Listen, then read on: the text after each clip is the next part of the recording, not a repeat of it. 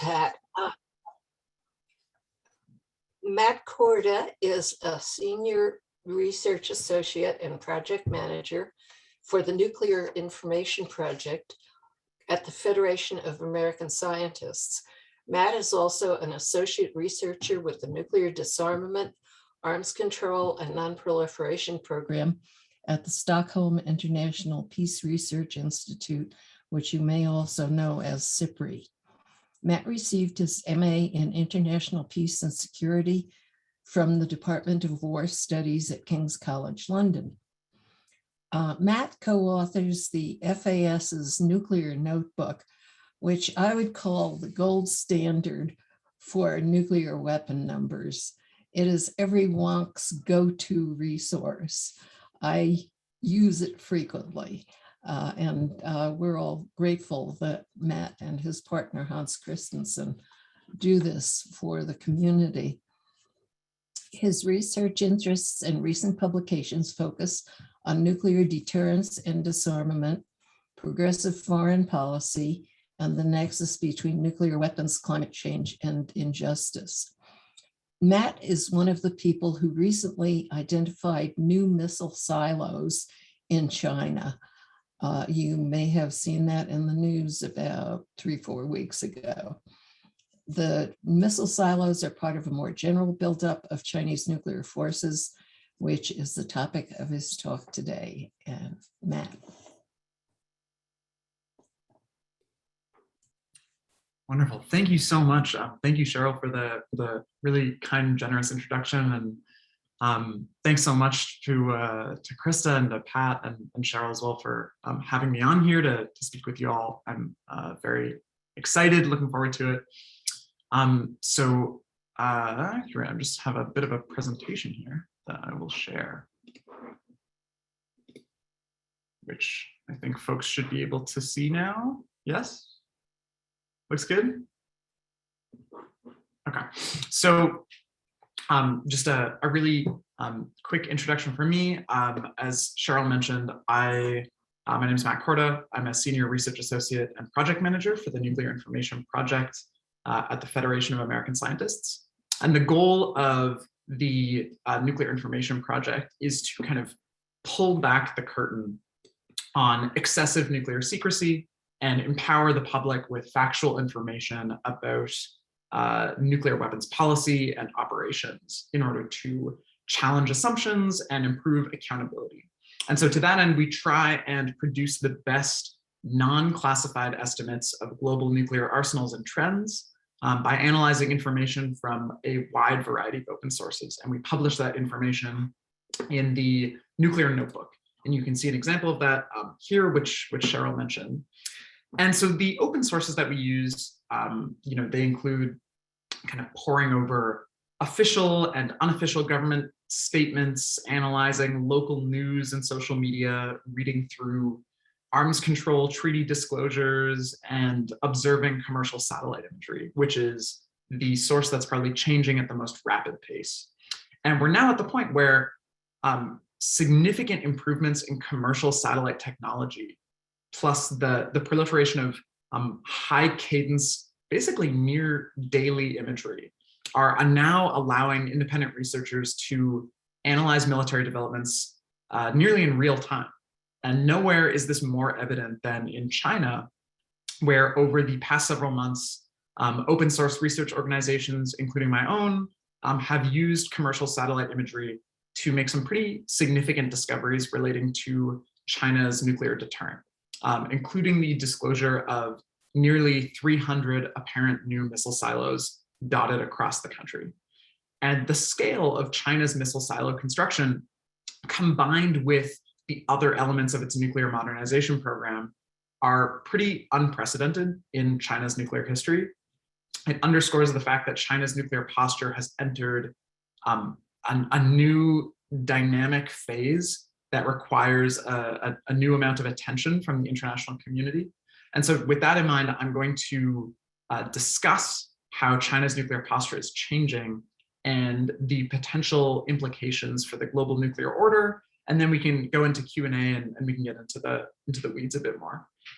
So to start off, I would say if you only paid attention to how the Pentagon described the Chinese nuclear program, you might get the sense that China's nuclear arsenal is a significantly greater threat to the United States than Russia's nuclear arsenal.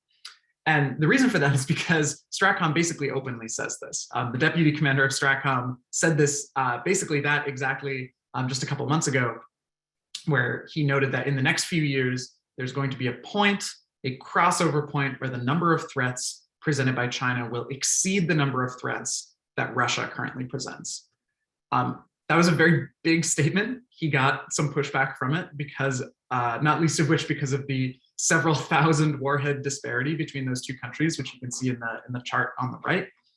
So he clarified that we don't approach this from purely a numbers game. It's about what is operationally fielded, the status of forces, the posture of those fielded forces. So it's not just a stockpile number. That's the Stratcom justification for that assessment. So we can take a bit of a dive into China's nuclear forces and trends and posture and see if what we can see in the open source matches with Stratcom's assessment. So despite some pretty significant changes in China's external security environment and its technological capabilities, its approach to nuclear strategy and force posture has largely been pretty consistent since its first nuclear test in 1964. And in contrast to the United States, which has kind of de facto traditionally viewed nuclear weapons as potential warfighting tools, China's political leadership has viewed nuclear weapons somewhat almost exclusively as tools for deterring other countries for using or threatening to use nuclear weapons against China. That's the formulation that they use. And given that that goal can be accomplished with a relatively small number of nuclear weapons, China has traditionally maintained what it calls a minimum nuclear deterrent. And today we estimate that this includes approximately 350 warheads compared to the United States and Russia's several thousand warheads. You can see back in that chart. And the vast majority of those warheads are housed in central storage. So for decades, China's minimum deterrent was composed of a dyad of mainly liquid-fueled land-based ballistic missiles and a few sea-based ballistic missiles with a small stockpile of gravity bombs available for bombers as kind of a semi-dormant backup capacity. Over the past 5 years or so, that dyad has effectively shifted into a triad as China has very recently restored its Air Force's nuclear mission and is building new air-launched ballistic missiles that are believed to be nuclear capable. China is also very nearly finished building a new generation of ballistic missile submarines and could eventually operate a fleet of between 8 and 10. And additionally, China is deploying several new land-based ballistic missile systems in several different range classes, most of which are regional dual capable systems. But perhaps the most significant development in China's nuclear arsenal is the construction, when I mentioned earlier, what appears to be approximately 300 missile silos in 3 distinct complexes across northern China. And we at FAS were actually involved in one of those disclosures a few months ago. And since there's been quite a bit of news about it, I thought it'd be interesting to quickly offer a bit of a kind of a behind the scenes look at how those discoveries were made, so you can get a sense of how the open source analysis of commercial satellite imagery often builds on top of other analyses made by other organizations. And that's because each subsequent discovery often opens up new signatures that future analysts can use to identify still unknown sites. So over the past few years, open source researchers, including Catherine Dill and Scott Lafoy, Decker Eveleth, and Hans Christensen, had documented the modernization of missile silos and training areas across China in a variety of locations. But it remains sort of unclear how those silos could be potentially operationalized. And then in February 2021, Hans first noted the presence of these inflatable air domes, which are similar to those used for covering soccer pitches or tennis courts in the wintertime. I'm up here, I mentioned in Canada, and we have like a zillion of these things covering every soccer pitch when it becomes winter. But he noticed these at the Jilantai missile training area. And the connection between these domes and China's new silo program was pretty visible because you could see pretty clearly the initial silo excavation. You could also see these trucks carrying these kind of telltale semicircle structures that would be used to eventually create the silo walls. And then a few months later, Decker Eveleth, who's a student at Reed College, made the initial discovery of a likely silo field at Yumen, totaling about 120 suspected silos. And one of the major signatures linking Yumen to China's missile silo program was the presence of those same inflatable air domes that Hans had previously first noticed at Jilantai. And so by analyzing what the Yumen field looked like, we kind of got our first glimpse into how the silo basin concept could be eventually operationalized. So it sort of gave us an idea of the deployment pattern, how spaced apart each potential silo would be, what kinds of supporting infrastructure we could see. Working with those, I then used those same signatures to find a second suspected silo field at Hami in eastern Xinjiang, working with a few assumptions, right? That the terrain would probably be pretty similar between silo fields, and sort of a hunch that the various silo fields wouldn't be too far away from each other, just to make things a little logistically easier for engineers and for shipping materials. All in all, we're looking at indications of approximately 300 potential new silo sites across 3 distinct new complexes. So one at Yumen, one at Hami, and one near a city called Ordos, which was disclosed in May 2021 by a military research unit at Air University. And each of the construction of each of those fields began at slightly different times, but they all started either in 2020 or 2021. And so how do we know, or how do we have a good indication that these might be silos? Well, several shelters, right? I mentioned those kind of inflatable domes before. Several of those shelters have now actually been removed, which allows us to kind of better determine the possible function of each site. And in particular, because the silo construction at the Jilantai training area happened first, we can perhaps assume or work with some assumptions that whatever happens there might be a precursor to what's going to happen at the other 3 silo fields, suspected silo fields. So what we can see in this image is it's effectively, there's crane operations. This image was taken by Planet Labs. And there's crane operations happening over an open silo hole right there. And if you kind of go back and enlarge this picture, I had to crop this a little bit, so it's a little blurrier than it is normally. But you can see in other images that there are kind of, command post structures nearby, and you can see excavation, you can see sort of a silo hatch.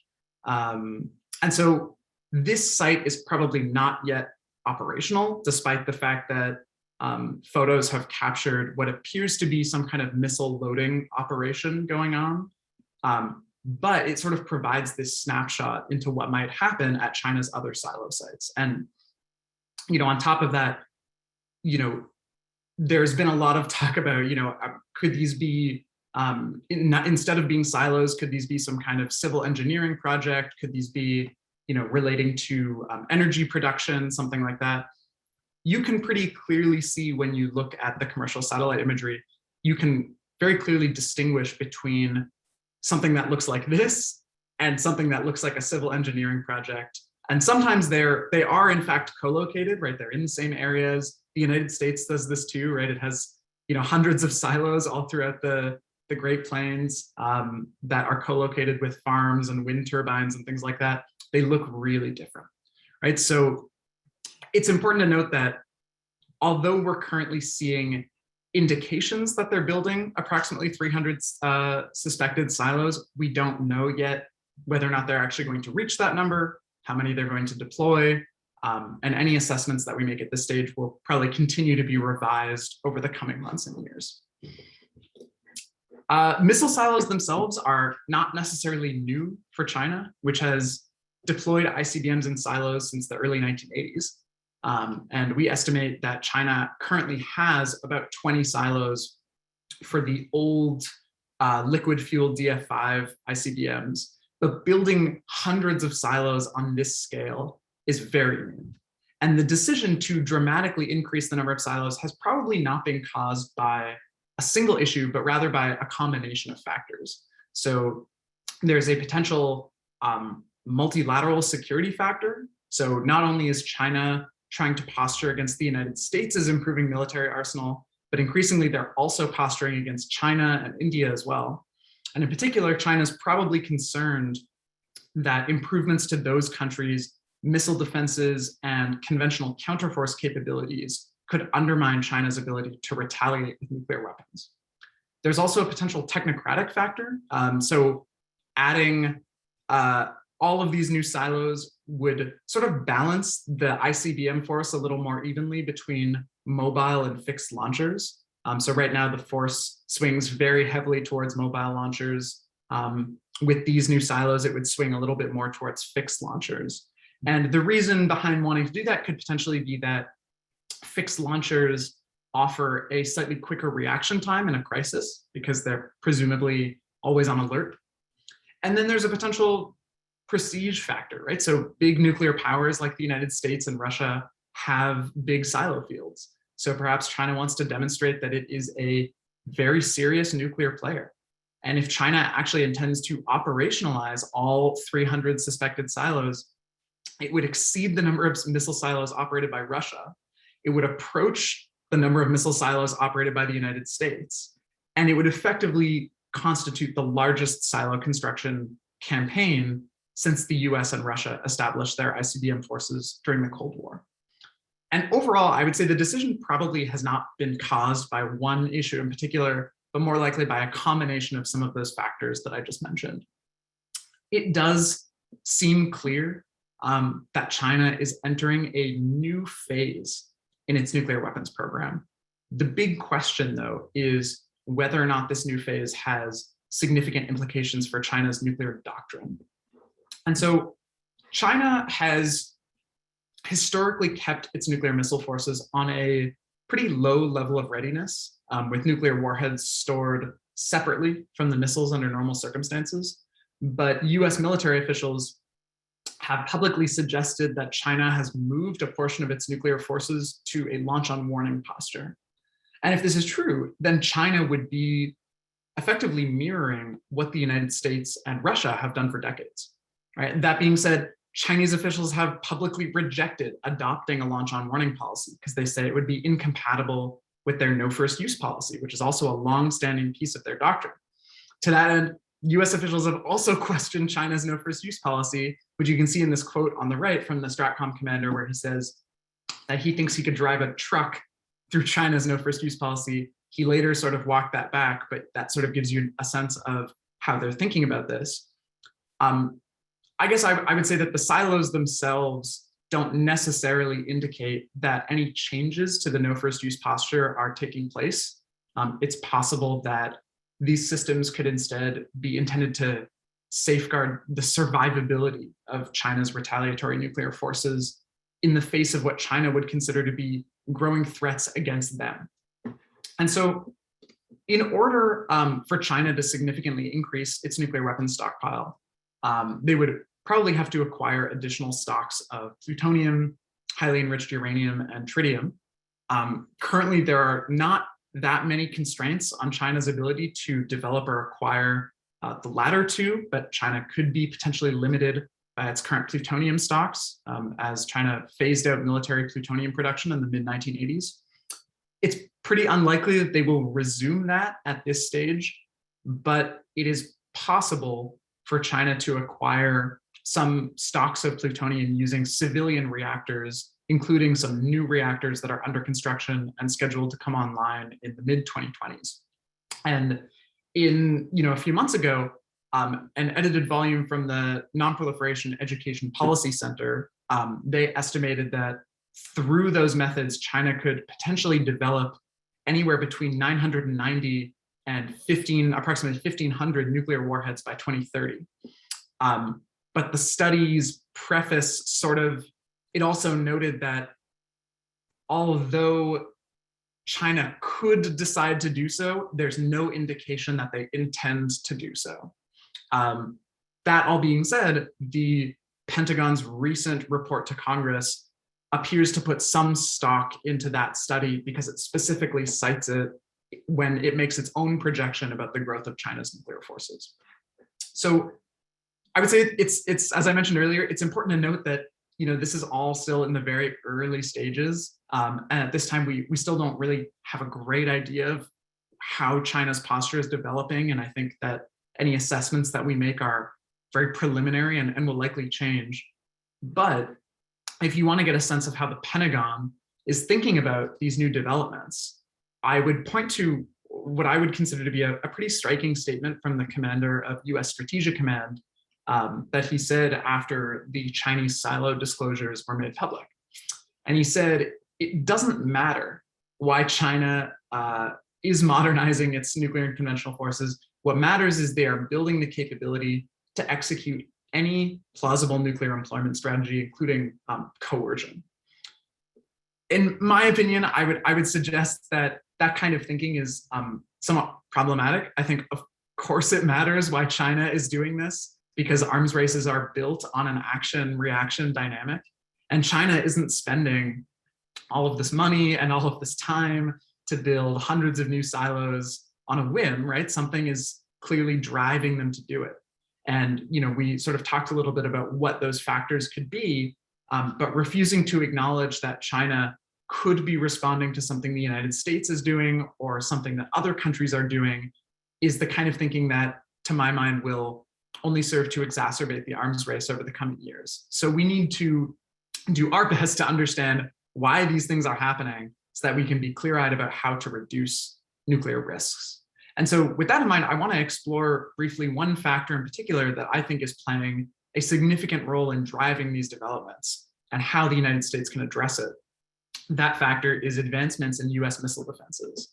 So in recent years, both Russia and China have taken some pretty clear steps to offset this perceived US threat. So in March 2018, Russia unveiled this new suite of kind of developmental nuclear delivery systems that made a lot of headlines in the news because they were just kind of weird capabilities. And they included things like a heavy ICBM with penetration aids, a modified ICBM with a hypersonic glide vehicle, which President Putin described at the time as the most modern means of evading missile defense.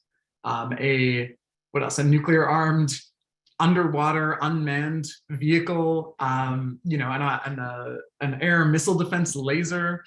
And what's notable about all those new systems is that 5 out of the 6 new systems that he announced are specifically designed to either evade missile defenses or play a supporting role in other systems' evasive maneuvers. And Putin explained at the time that these had specifically been developed in response to what he called the constant uncontrolled growth of US missile defenses in order to avoid the devaluation of Russia's nuclear potential. With regards to China, China's current concerns about US missile defenses are closely tied with the evolution of conventional long-range precision strike capabilities, which could in principle enhance the potential for non-nuclear counterforce strikes in the future. So something really notable that you'll see on this map, something really notable about China's new missile silo fields is that they're located deeper inside China than any other Chinese ICBM base, and therefore they are out of reach of US conventional cruise missiles. On top of that, in recent years, China has taken steps to equip both of its ICBMs and submarine-launched ballistic missiles with multiple warheads in order to ensure that they can continue to penetrate US missile defense systems. And on top of that, there were, only a couple of weeks ago, there were these reports that China might have tested a gliding fractional orbital bombardment system back in August, which I think we still don't have all the details of yet. So it's still a little unclear what that story is, but if it's true, then that would certainly be an attempt to evade missile defenses as well.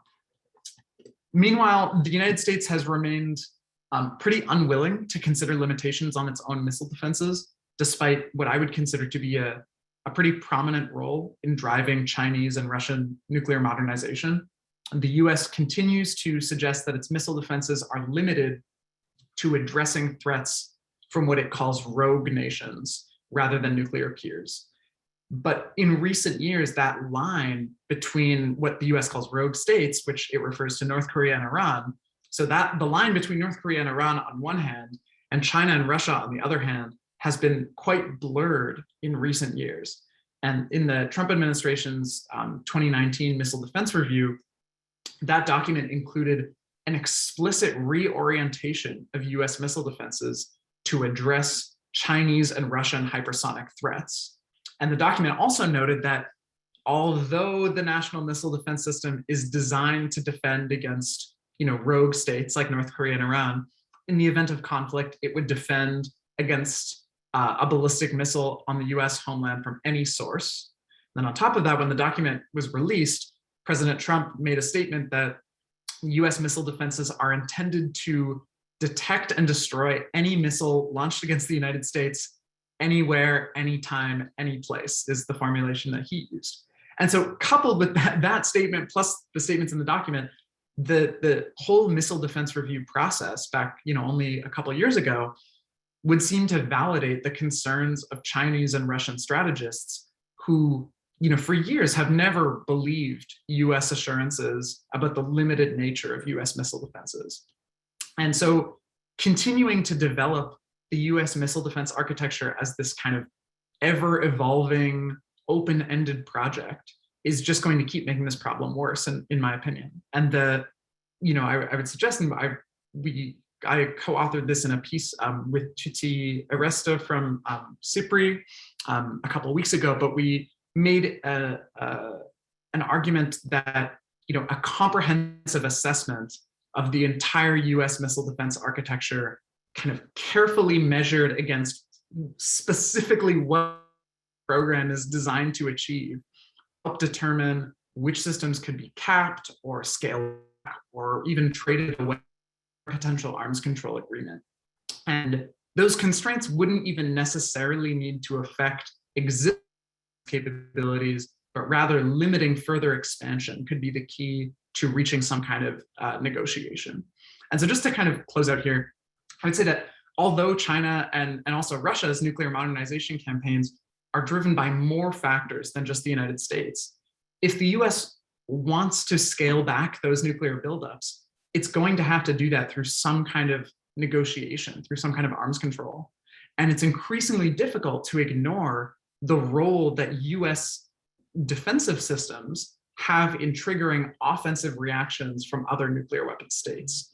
And so the clearest path, I would say, towards reining in these other countries' nuclear programs would be to place US missile defenses on the bargaining table. And that is the domestic obstacles to that are quite high, and that is kind of a whole separate piece of this, but the potential security gains from doing that, I think would pretty clearly outweigh the political costs. So I'll stop there and I'm happy and excited to hear folks' questions. Thank you.